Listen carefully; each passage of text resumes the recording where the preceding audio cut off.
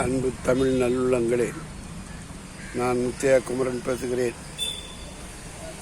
மகாராஷ்டிராவில் 727 விவசாயிகள் ஓரிரு வாரங்களிலே மரணமடைந்திருக்கின்றனர்.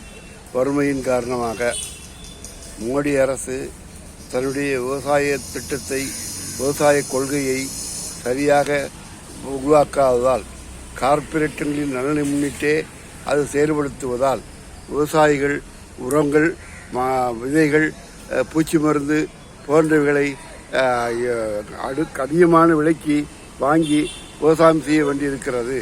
ஆனால் விளைபொருளுக்கு உரிய விலை கிடைக்கவில்லை. இதனால் கடனாளியாகி கடனை அடைக்க முடியாமல் தற்கொலை செய்து கொள்கிறார்கள். ஆனால் மோடி அரசு கார்ப்பரேட்டுகளுக்கு மட்டும் பல லட்சம் கோடிகளை கடனை தள்ளுபடி செய்கிறது.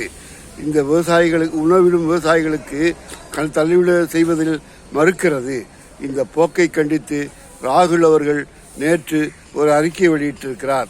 மோடியின் கவனமெல்லாம் கார்ப்பரேட் நண்பர்களிடம்தான். ஆனால் விவசாயிகள் இப்படி தற்கொலை செய்து கொள்வதை தடுப்பதற்கு நாம் மீள வேண்டும், அதற்காக போராட வேண்டும் என்றிருக்கிறார். இன்று நிலைமை இந்த மோடி அரசை அகற்றுவதிலிருந்துதான் இந்த தேசத்தை மீட்க முடியும் என்ற நிலை போய்கொண்டிருக்கிறது. வணக்கம்.